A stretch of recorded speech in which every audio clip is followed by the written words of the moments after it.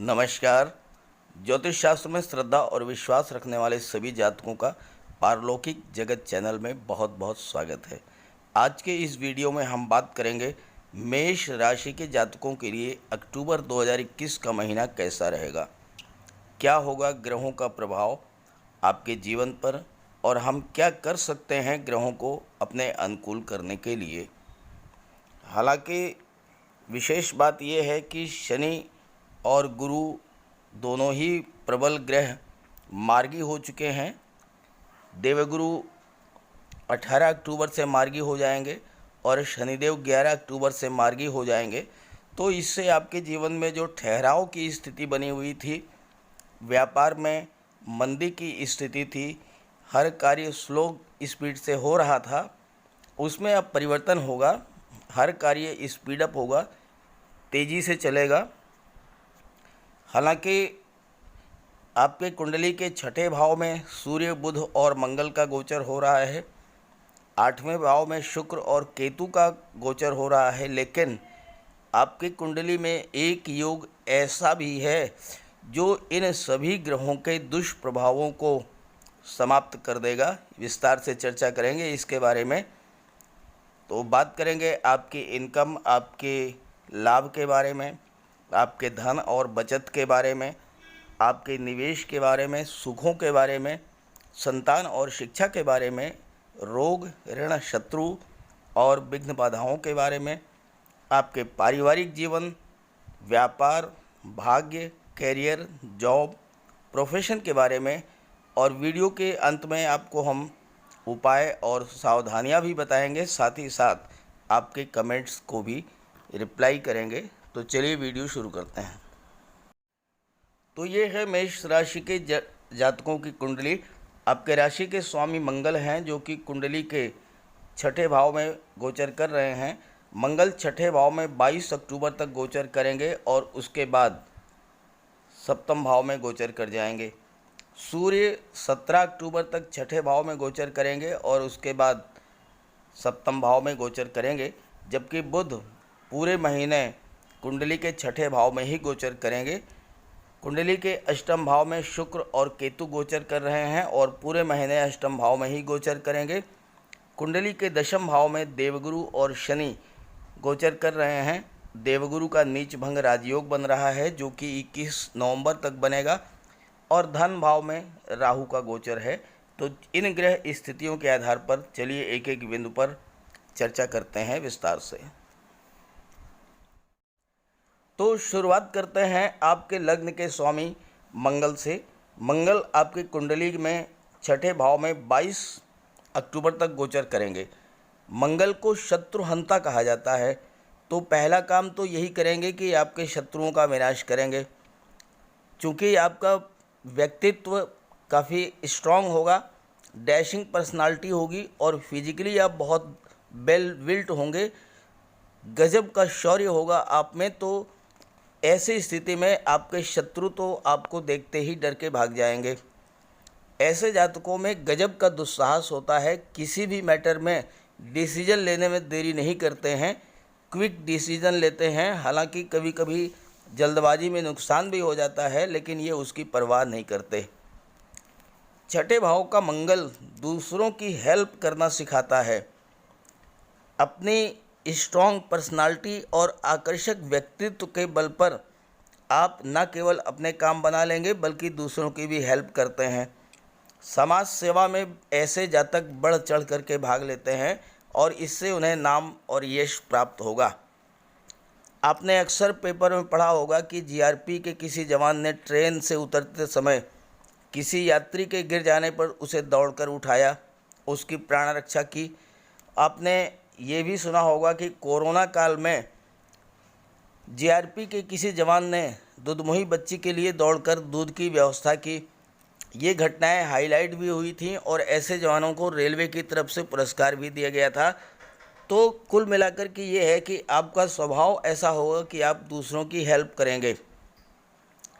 छठे भाव का मंगल आपकी बीमारियों से भी रक्षा करता है और चूँकि मंगल सूर्य के साथ हैं, अत्यंत बलवान स्थिति में है, तो इम्यून सिस्टम भी आपका बहुत स्ट्रांग होगा और कोई भी बीमारी आपको टच नहीं कर पाएगी।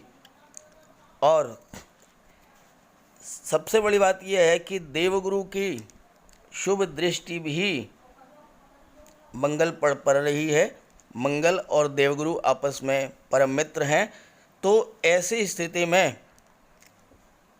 जो जातक मिलिट्री में है, फोर्स में है, जल सेना, थल सेना, नव सेना में है, पैरा मिलिट्री फोर्सेज में है, या फिर वो जातक जो कि पुलिस में है, इंस्पेक्टर हैं, सब इंस्पेक्टर हैं, या आईपीएस हैं, आईजी हैं, डीआईजी हैं, या कांस्टेबल हैं, साथ ही साथ वो जातक जो कि चिकित्सा सेवाओं से जुड़े हुए हैं, डॉक्टर हैं, कंपाउंडर हैं, नर्स हैं, लैब टेक्नीशियन हैं, पैथोलॉजी लैब चलाते हैं, मेडिकल स्टोर चलाते हैं, चिकित्सा सेवाओं से और फोर्स से जुड़े हुए जातकों के लिए ये गोचर बहुत ही बेहतर है। चूँकि देवगुरु की शुभ दृष्टि पड़ रही है तो आप अपने परिश्रम, साहस, शौर्य से आप जो हासिल करना चाहेंगे वो सब हासिल कर लेंगे।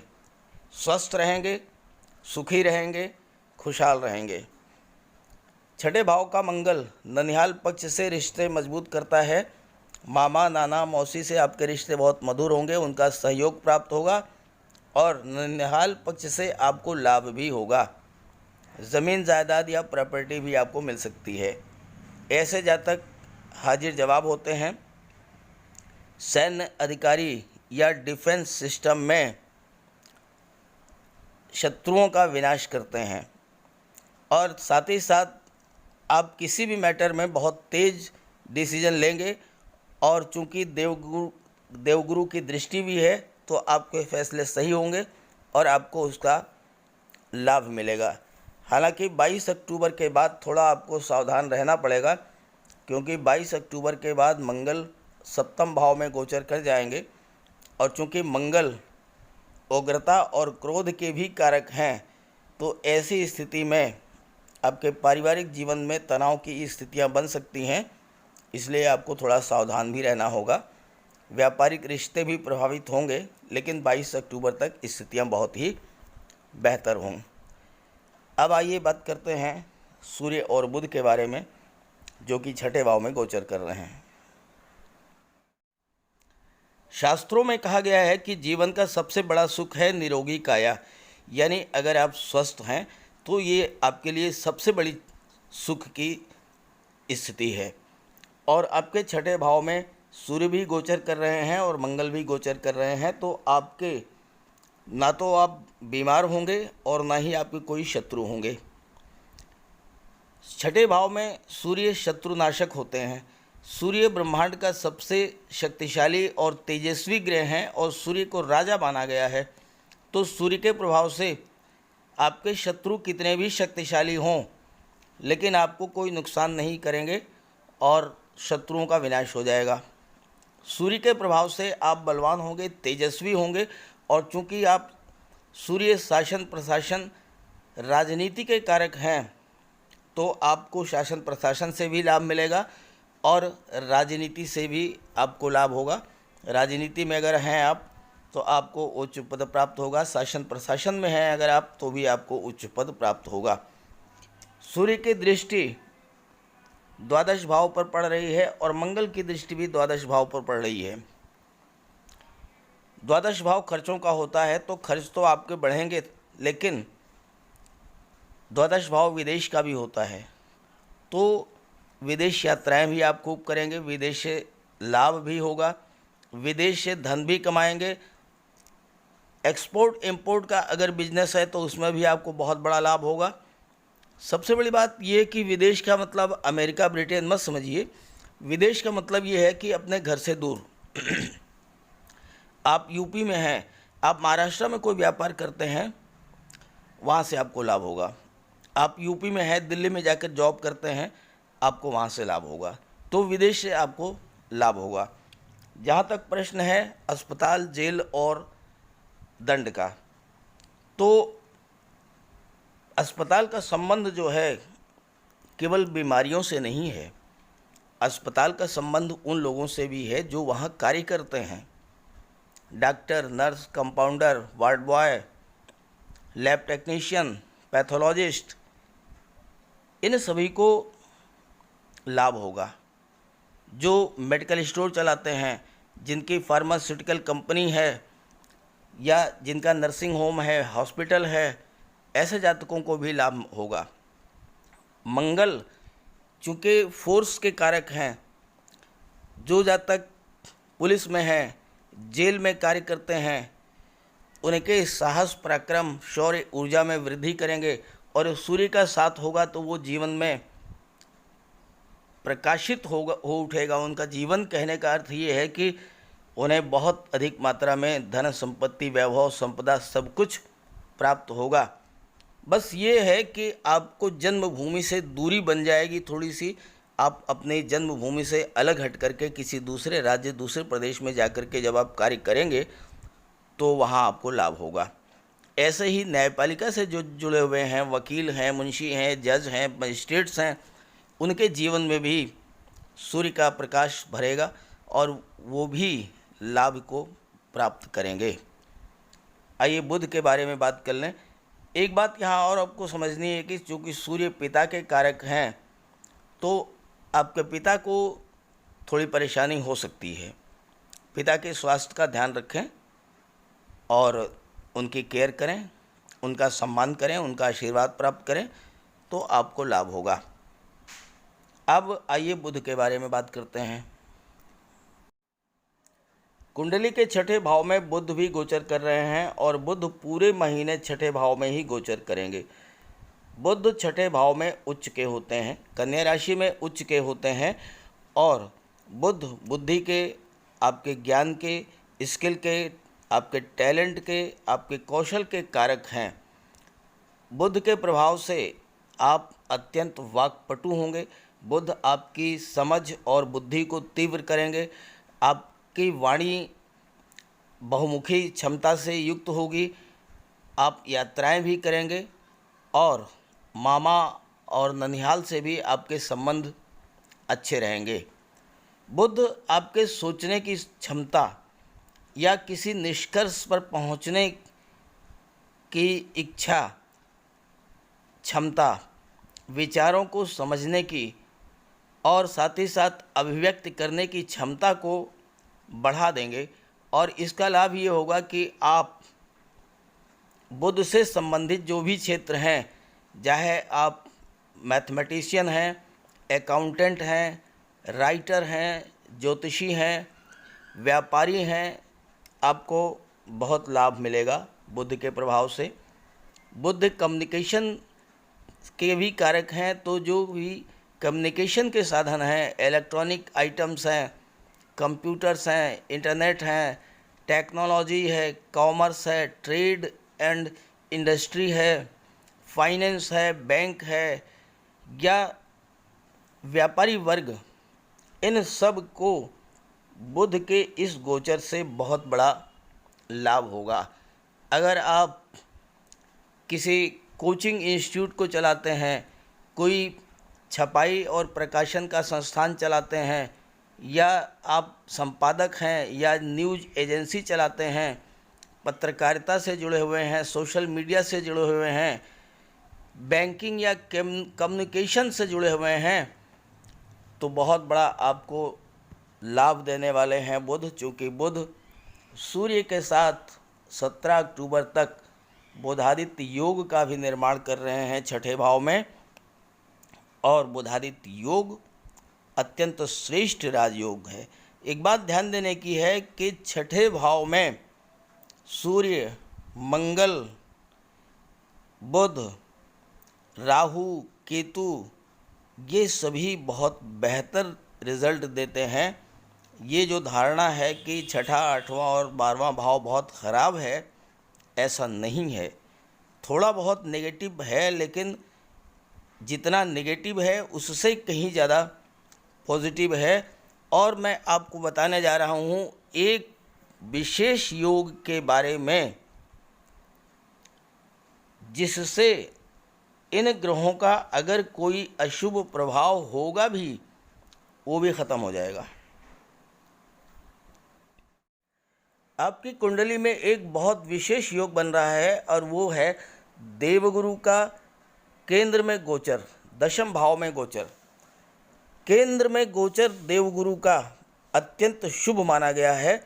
ज्योतिष शास्त्र में कहा गया है कि किंग कुर्वन्ति सर्वग्रह यस्य केंद्रे बृहस्पति, अर्थात वो जातक जिसकी कुंडली में केंद्र के भाव में देवगुरु गोचर कर रहे हैं, उस जातक पर कुंडली के अन्य भाव में विराजमान ग्रहों के अशुभ प्रभाव का कोई असर नहीं होता। तो देवगुरु केंद्र के भाव में गोचर कर रहे हैं, तो ऐसी स्थिति में सूर्य, मंगल, बुध, शुक्र या केतु या राहु, इनका कोई अगर अशुभ प्रभाव होगा भी तो वो समाप्त हो जाएगा।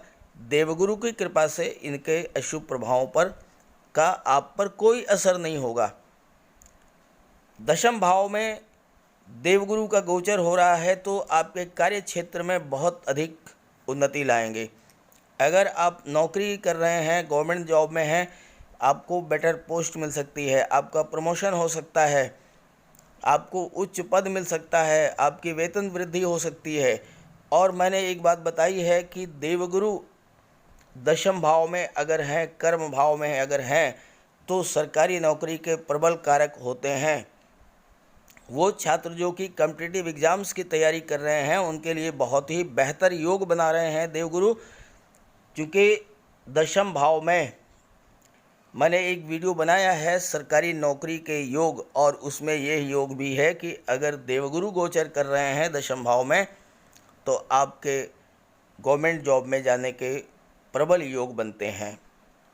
साथ ही साथ यहाँ पर शनिदेव भी गोचर कर रहे हैं, और शनिदेव और देवगुरु नीच भंग राजयोग का निर्माण कर रहे हैं। आइए इस पे चर्चा कर लेते हैं। हमेशा एक बात ध्यान रखें कि कुंडली का विश्लेषण करते समय कुंडली के हर भाव में स्थित ग्रह के बारे में विचार किया जाता है। खाली ये मान लेना कि सूर्य, बुध, मंगल छठे भाव में है या शुक्र, केतु आठवें भाव में है तो आपको परेशानी ही परेशानी होगी, ऐसा नहीं है। अन्य भाव में गोचर कर रहे ग्रहों के बारे में भी, और ख़ास करके देवगुरु और शनि के बारे में तो विश्लेषण किया जाना बहुत ही ज़रूरी है। देवगुरु 14 सितंबर को मकर राशि में गोचर कर चुके हैं और नीच भंग राजयोग का निर्माण कर रहे हैं। नीच भंग राजयोग पर मैंने एक विस्तार से वीडियो बनाया है, आप वहां से पूरा अच्छे से समझ लीजिएगा। यहाँ मैं सिर्फ इतना कहना चाहता हूँ कि जैसे ही देवगुरु का नीच भंग राजयोग बनेगा, देवगुरु अत्यंत श्रेष्ठ फल देंगे आपको आपके जीवन में। ज्योतिष शास्त्र के अनुसार चक्रवर्ती धर्मात्मा राजा भवेत, अर्थात वह जातक जिसकी कुंडली में नीच भंग राजयोग बनता है देवगुरु का, वो ऐश्वर्यशाली होता है, धनवान होता है और उच्च पद प्राप्त करता है। नीच भंग राजयोग एक ऐसा प्रबल राजयोग है जो किसी व्यक्ति की कुंडली में बने तो उसे मुश्किल से मुश्किल परिस्थिति से निकालकर राजा के समान अतुलनीय धन संपदा देने में सक्षम होता है। जीवन में नाम, यश, सफलता, कीर्ति, लक्ष्मी सब कुछ प्राप्त होता है और परिवार और समाज में भरपूर मान सम्मान प्राप्त होगा। आप अपने विरोधियों को परास्त करेंगे, अपनी अलग पहचान बनाएंगे और हर प्रकार की सुख सुविधाएं आपको प्राप्त होंगी। देवगुरु की दृष्टि आपकी कुंडली के चतुर्थ भाव पर पड़ रही है। आइए इस पर भी बात कर लेते हैं। देवगुरु की दृष्टि आपकी कुंडली के चतुर्थ भाव यानी कि सुख भाव पर पड़ रही है और देवगुरु की दृष्टि में अमृत होता है, तो चतुर्थ भाव के सुखों के प्रभाव में वृद्धि करेंगे, आपके सुख सुविधाओं में वृद्धि करेंगे, आपके बल बुद्धि में वृद्धि करेंगे। आप अत्यंत वाक्पटु होंगे, ज्ञानवान होंगे, धनवान होंगे, प्रतिभाशाली होंगे और समाज में मान सम्मान प्राप्त होगा। चतुर्थ भाव परिवार का भी होता है, तो आप परिवार के मुखिया के रूप में अपने कुल खानदान के मान सम्मान और यश में वृद्धि करेंगे। भाई बहनों और परिवारीजनों का आपको स्नेह प्राप्त होगा, सम्मान प्राप्त होगा। चतुर्थ भाव के बारे में कहा गया है, अगर देवगुरु की दृष्टि पड़ रही है या देवगुरु गोचर कर रहे हैं तो ऐसा जातक सुखे जीवे सुखी लोके सुभगो राज पूजिता विजितारि कुलाध्यक्षो गुरुभक्त जाते। अर्थात वह जातक जिसकी कुंडली के चतुर्थ भाव में देवगुरु गोचर कर रहे हैं या देवगुरु की दृष्टि पड़ रही है, वह अत्यंत रूपवान होता है, प्रतिभाशाली होता है, संसार के सभी सुखों का उपभोग करता है, शत्रुओं पर विजय प्राप्त करने वाला होता है, अपने परिवार और कुल का मुखिया होता है, गुरु का भक्त होता है। आप अत्यंत महत्वाकांक्षी होंगे और अपने उद्यम और परिश्रम से अपनी महत्वाकांक्षा को पूरा भी करेंगे, क्योंकि आपके लग्न के स्वामी मंगल हैं। मंगल पराक्रम, साहस, ऊर्जा और शौर्य के कारक हैं। तो आप अपनी हर महत्वाकांक्षा को, ऊंचाइयों पर पहुंचने की इच्छा को पूरा करेंगे। बस इतना ध्यान रखें कि आप माता पिता, गुरु और वृद्धजनों का सम्मान करें, उनकी सेवा करें, उनका आशीर्वाद प्राप्त करें, तो आपके सभी कार्य पूरे होंगे और सभी इच्छाएं आपकी पूरी होंगी। पारिवारिक जीवन भी अत्यंत सुखमय होगा। चतुर्थ भाव माता का है, दशम भाव पिता का है और माता पिता दोनों का आशीर्वाद आपको प्राप्त होगा। आपका घर बहुत बड़ा होगा और सभी सुख सुविधाओं से पूर्ण होगा। सरकारी आवास का भी सुख आपको मिल सकता है। आप पूर्वजों की संपत्ति को सुरक्षित रखेंगे और उसमें निरंतर वृद्धि करेंगे। अपने हाथों से मकान का निर्माण करेंगे। जीवन का उत्तरार्ध अत्यंत सुखी होगा। जमीन जायदाद, बाग बगीचा, ये सब कुछ आपके पास होगा। इस बात की ज़्यादा संभावना है कि आप सरकारी नौकरी करेंगे या फिर राजनीति में जाएंगे और सरकारी नौकरी या राजनीति में उच्च पद को प्राप्त करेंगे। कोई ऐसा पद धारण करेंगे जिसका पब्लिक से सीधा संबंध हो, यानी शासन प्रशासन या फिर राजनीति। आइए शुक्र के बारे में बात कर रहे हैं। आप ये सोच रहे होंगे कि अभी तक मैंने सब कुछ तो बताया लेकिन धन के बारे में चर्चा नहीं की। तो आप एक बात ये समझ लें कि अगर आपकी कुंडली में एक भी राजयोग बन रहा है तो धन तो अपने आप आएगा। राजयोग का मतलब ही है कि सबसे पहले आपके पास धन होगा, कोष होगा, खजाना होगा। तो यहाँ आपकी कुंडली में देवगुरु शनिदेव नीचभंग राजयोग बना रहे हैं, सूर्य और बुध बुधादित्य योग बना रहे हैं, तो इसलिए आपको धन की कोई चिंता नहीं करनी है। और धन की भी बात कर लेते हैं।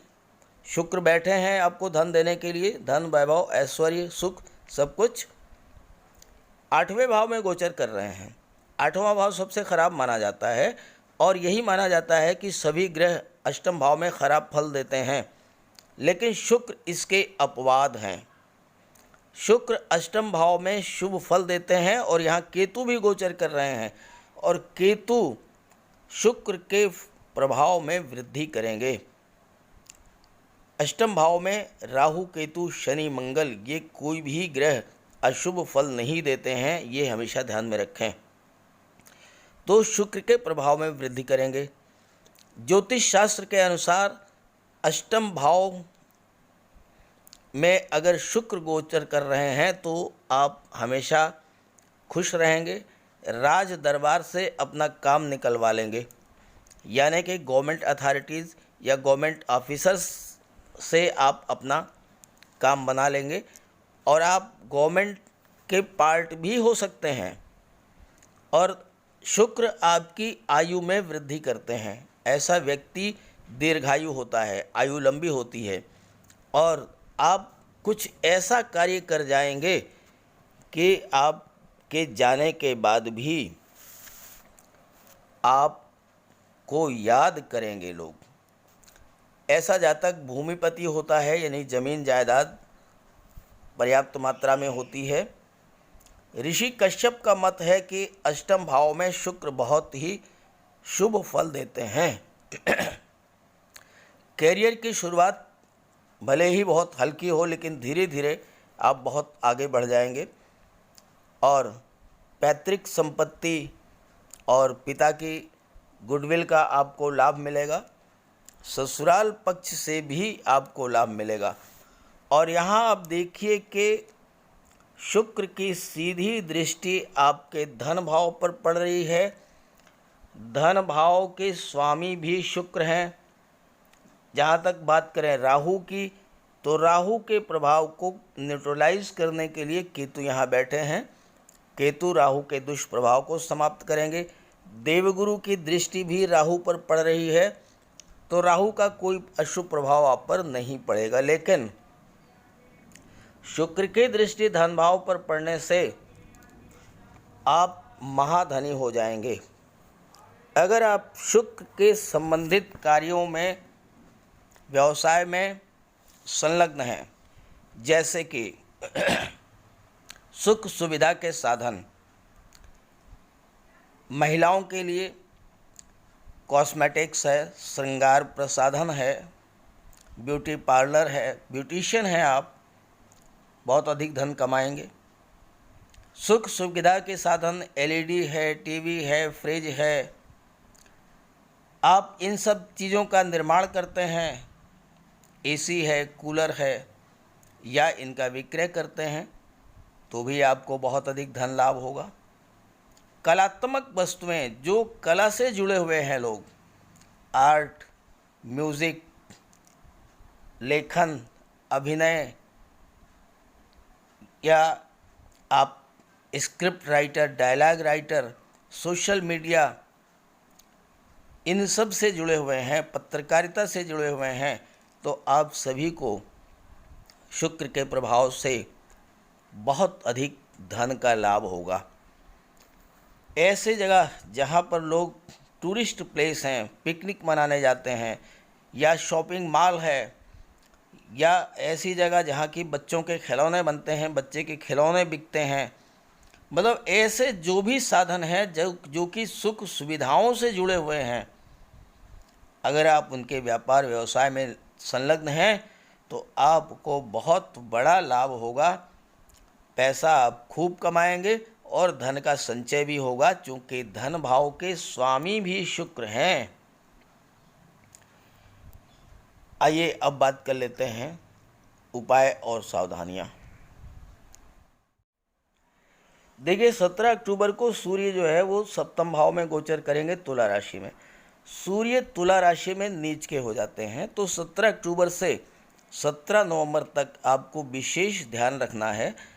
आँखों की समस्या हो सकती है, पिता के स्वास्थ्य में कमी आ सकती है, परिवार से दूरी बन सकती है, तो सूर्य का उपाय कर लें। सूर्य को अर्घ्य दें, तांबे की अंगूठी धारण करें, गाय को गुड़ और गेहूं खिलाएं, पिता और बुजुर्गों की सेवा करें। हो सके तो रविवार के दिन तांबा, गुड़, मसूर की दाल का दान करें। सूर्य नमस्कार करें, जल में लाल पुष्प या केसर डाल करके स्नान करें, तो सूर्य आपसे प्रसन्न होंगे और सूर्य का कोई भी अशुभ प्रभाव आप पर नहीं पड़ेगा। जहाँ तक मंगल की बात है, तो मंगल के लिए और शनिदेव के लिए बजरंगबली की उपासना करें, उनके चरणों का सिंदूर अपने मस्तक पर धारण करें, हनुमान चालीसा का पाठ करें, तो आपको मंगल की समस्याओं से भी मुक्ति मिलेगी। बात कर लेते हैं आपके कमेंट्स की। मेरे पिछले वीडियोस पर आपके जो कमेंट्स प्राप्त हुए हैं, उनमें से ज़्यादातर कमेंट्स ऐसे हैं जो कि राहु के कारण हैं। व्यापार में घाटा, नौकरी में दिक्कत, प्रतियोगी परीक्षाओं में असफलता, अंतिम स्टेज तक पहुंच जाने के बाद भी चयन न हो पाना, धन की हानि, कोर्ट कचहरी का चक्कर। तो मैं आपको बता दूं कि ये सारी समस्याएं आपकी कुंडली में अशुभ राहु के कारण होती हैं। या तो राहु की महादशा चल रही होगी, या किसी अन्य ग्रह की महादशा में राहु की अंतर्दशा चल रही होगी, या राहु अशुभ भाव में बैठे होंगे, या अशुभ ग्रहों की दृष्टि राहु पर पड़ रही होगी। तो ऐसी स्थिति में आप राहु का उपाय कर लें। राहु के उपाय पर मैंने एक वीडियो अपलोड किया है, विस्तार से चर्चा की है, आप उसे देख लीजिएगा। बहुत आसान उपाय हैं, ज़रूर कीजिएगा और लाभ हो तो कमेंट करके ज़रूर बताइएगा, ताकि आपके और साथियों को भी इसका लाभ मिल सके। फ़िलहाल आप मोरपंख ले आइए और मोरपंख घर के मेन डोर पर, अपने बेडरूम में, ड्राइंग रूम में, स्टडी रूम में रखें। तकिए के नीचे एक मोरपंख रखें और जहाँ पर आप कार्य करते हैं, कार्यस्थल पर भी, अपने ऑफिस में, अपने शोरूम में या जहाँ भी आप हैं, वहाँ पर एक मोरपंख जरूर रखें। तो राहु के अशुभ प्रभाव से आपकी रक्षा होगी। तो ये उपाय कर लें। बाकी उपाय मैंने उस वीडियो में बता रखे हैं, आप सारे उपाय कर सकते हैं। आपको जो भी जीवन में कष्ट है वो सब दूर होगा। तो सभी ग्रहों की कृपा दृष्टि आप पर बनी रहे, इसी भावना के साथ आप सभी का बहुत बहुत धन्यवाद। नमस्कार।